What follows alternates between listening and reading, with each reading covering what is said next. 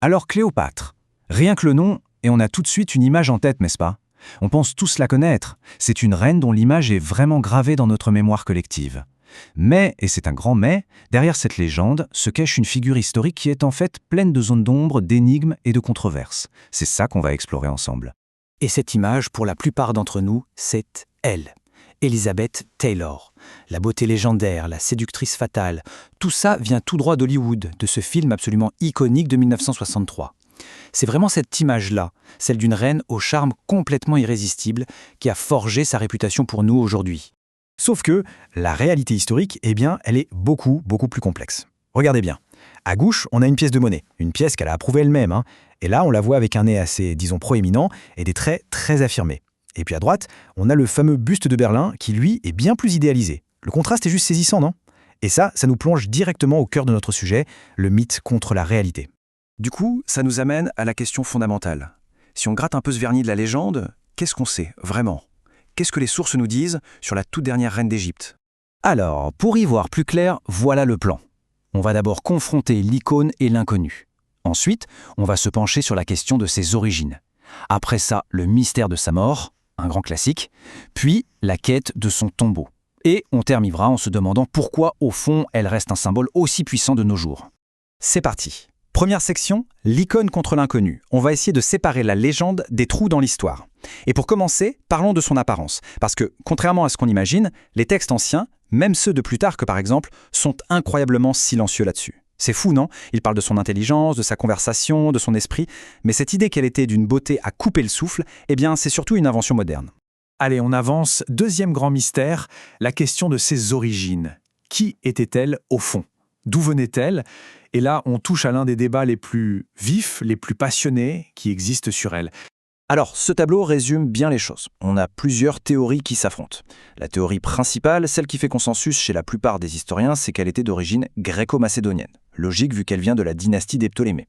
Mais il y a d'autres hypothèses qui ont fait surface. Certaines s'appuient sur le squelette, d'ailleurs très contesté de sa sœur Arsinoé.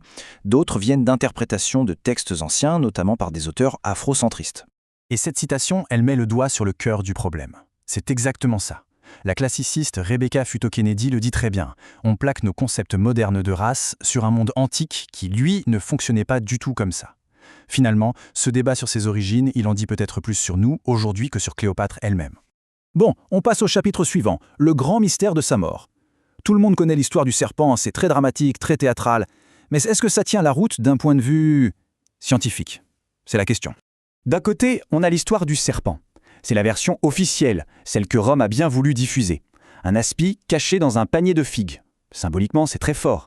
Mais de l'autre côté, on a la science, et de plus en plus d'analyses qui penchent pour une autre théorie, un poison.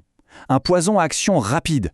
Ça semble quand même beaucoup plus logique, plus efficace pour une reine qui n'avait absolument pas le droit à l'erreur. Et tenez-vous bien, parce que ce chiffre change tout. 25%.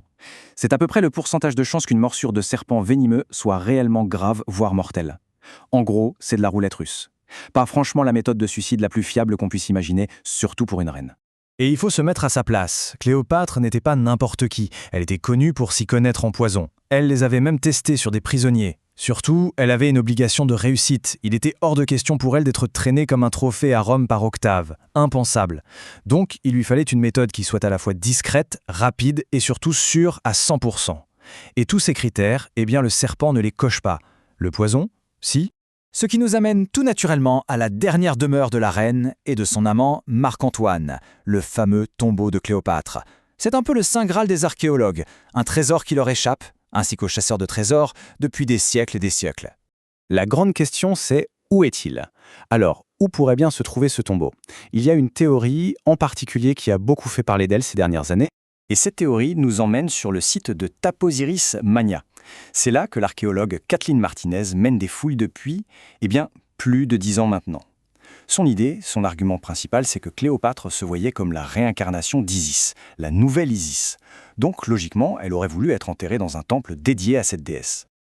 Mais, il y a un mais bien sûr. Beaucoup d'historiens ne sont pas du tout d'accord. L'historien Maurice Sartre par exemple.